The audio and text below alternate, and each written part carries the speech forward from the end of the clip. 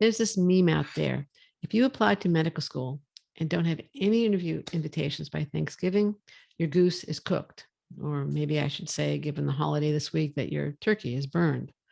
But let's explore that meme and what you should do if your answer to got interviews is a mumbled, crestfallen, disappointed no. Welcome to Admission Straight Talk, the podcast dedicated to graduate admissions and helping you approach the application process thoughtfully and successfully. Your host is Accepted's founder and world-renowned admissions guru, Linda Abraham. At Accepted, our mission is to get you to that unforgettable moment when you read your acceptance email and shout, "Yes, I'm in!" Confident you'll be attending the perfect program to help you launch the career of your dreams.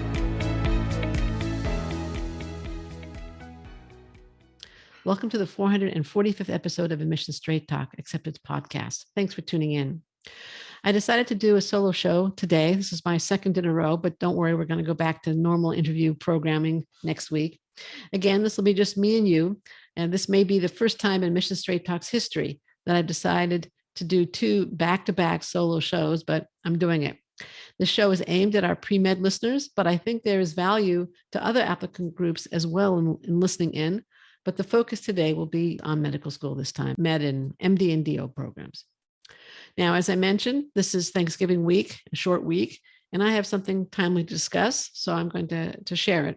And I'm also going to keep this podcast a little shorter than usual in honor of the short week, and also because I just think I can cover the topic in less time, and I'm not going to keep you on the podcast for no good reason. I'm going to dive into our timely topic in just a second. Next week, as I mentioned, we're going to have a great guest lined up for you again, and lots of wonderful guests thereafter. The freebie we're offering with today's show couldn't be more relevant to today's topic. One common reason for no interviews or ultimately rejection for medical school applicants is that they simply aimed too high. And you have to ask yourself, were you really competitive at your target programs? If you're aiming ahead, are you competitive at your target programs? Accepted's Med School Admissions Calculator can give you a quick reality check. Just go to accepted.com/medquiz, complete the quiz, and you not only get an assessment, but tips on how to improve your chances of acceptance. Plus, it's all free. Again, use the quiz at accepted.com/medquiz to obtain your free assessment. Now, let's face it, it's hard to get into medical school. The process is long, difficult, and grueling. In my opinion, of all the graduate and professional programs, it has the most demanding process. And one of the difficult parts of it, by the way, is the utter silence at this stage of the game. But leaving that aside for the moment, acceptance rates support my contention. The AAMC reports that applicants aiming for the class that entered in 2020, where I strongly suspect acceptance rates were higher than this past cycle that entered in 2021, enjoyed a 41.9% acceptance rate overall. That means that most applicants were rejected. And the news from AACOMAS is even worse. The most recent data, which is only for 2018, shows that of 20,981 applicants to 20 DO programs, 7,415 were accepted for a 35.34% acceptance rate. In other words, almost 2/3 were rejected. Now, this data is all for the classes that applied before COVID. It is not for the class that applied through the pandemic, when the so-called Fauci effect is believed to have contributed to a surge in medical school applications. The recession probably also had some role to play. Most admissions directors whom I have spoken with are still seeing a high level of applications this year, but AAMC data is not yet available for last year's cycle or for this one. And of course, while we're talking about stats and numbers, and the focus tends to be on GPA and MCAT, medical school admissions isn't just about stats. Medical school admissions offices are very serious about holistic review. In my many interviews with medical school admissions directors and deans, when I ask them, how do you winnow it down? How do you choose from the thousands who apply to the few hundred who get interviewed and the maybe 100 or 200 who are accepted? It almost always is your essays, your experiences, and your writing, what you've put in the application, not just the grades and the stats. So in addition to competitive grades and MCAT, which you definitely do need, schools want to see commitment to service, the ability to work in teams, exposure to clinical healthcare, professionalism, grit, determination, resilience, strong character, and they expect to see all that and more through your medical school application. Both the stats and that experience, as well as the character revealed in your application, are going to determine if you get one or more interview invitations between now and March. And yes, I said March. I didn't say Thanksgiving. I didn't say the end of the year. Exhibit has checked with several medical schools, and all said they extend invitations beyond November. Most said that they extend them through January, and a few through early March. Now, there was a very lengthy thread in SDN. It was about a month ago, but there are many threads like this. I'm sure they're on Reddit also. And it was titled, Not Hearing Back from Schools. At one point, someone with the handle Hockey and Banjo 73 wrote, so all of this is to say it's too early for me to be sweating if I haven't heard anything, right? End quote. I replied, it's too early for you to be sweating, but never too early for you to be planning. And I would say that in September, once you get your secondaries in. I'd say that in October. I'd say that in November. I'd say that in December. I'd say that until you have an acceptance, basically. And that's what the rest of this podcast is going to be about. What you should do now, let's say at the end of November and the beginning of December, if you haven't received an interview invitation.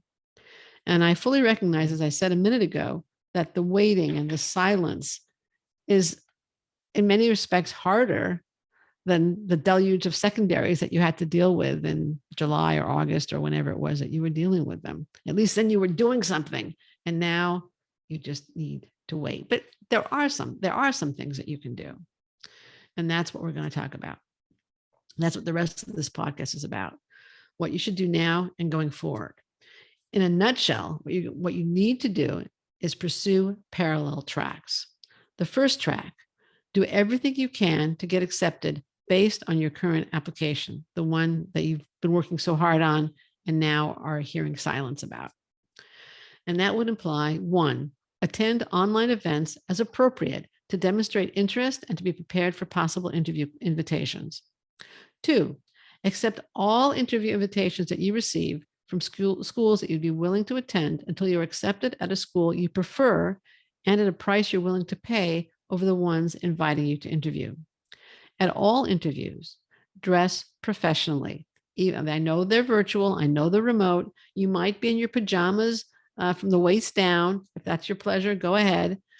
But from whatever the camera can see, you need to be dressed like a professional because you want them to see you as a future professional, as a fellow professional. Send thank you notes after the interview.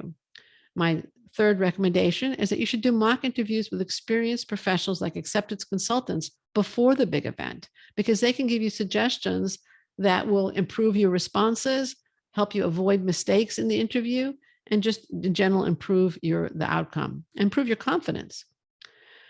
And the fourth thing I recommend that you do in terms of making the most of this application is send updates to those schools that accept them and consider them, and send them when the schools want them and when you have something significant to say. Don't just paper them to death. That will do you no good and will ultimately irritate them. When you send updates, make sure those updates are both succinct and substantive. So if you started a new community service initiative, started a new job, got a promotion, did particularly well on an MCAT retake, are taking classes and getting a 4.0, they'll probably, if depending upon the timing, it might pay to send them that update. Keep them informed of anything that's going to enhance your chances of acceptance. Your new puppy doesn't qualify. So that's one track. Make the most of this application. The second track, improve your qualifications so that you will be ready to reapply if necessary. If you wait until May or June to figure out that you have to reapply, you will almost for sure need to take another gap year. Now, if you want to take another gap year, that's just fine. But if you prefer to start your medical career sooner, and yes, start earning the salary of a physician a year earlier, then I would suggest that you start planning to reapply this minute. Hope for the best, hope that application you submitted will work, but assume that it won't and plan to reapply. Again, pursue parallel paths, and the second path, by the way, will support the first. So what do I mean concretely? Was your MCAT low? Then sign up for an MCAT course ASAP so that you'll be able to retake and raise your score. For more on that topic, check out accepted.com/426, which was a recent interview that I did with an MCAT test prep expert. In addition, again, on the MCAT, if you sign up for it now, you would ideally like to take it March or April. March is even better, but obviously you want to be ready, and you want to take it when you're ready, and ideally in such time so that you get the score back before you submit your MCAS application and can choose which schools you want to apply to based on your score. That's going to be a factor. Hopefully it goes up. Then again, if it goes up and you didn't get accepted to the schools that you were applying to, maybe you need to apply to the same schools, the same range of schools, and not really up your game there. But in any case, knowing your MCAT score helps you choose the most appropriate schools. Were your grades below average?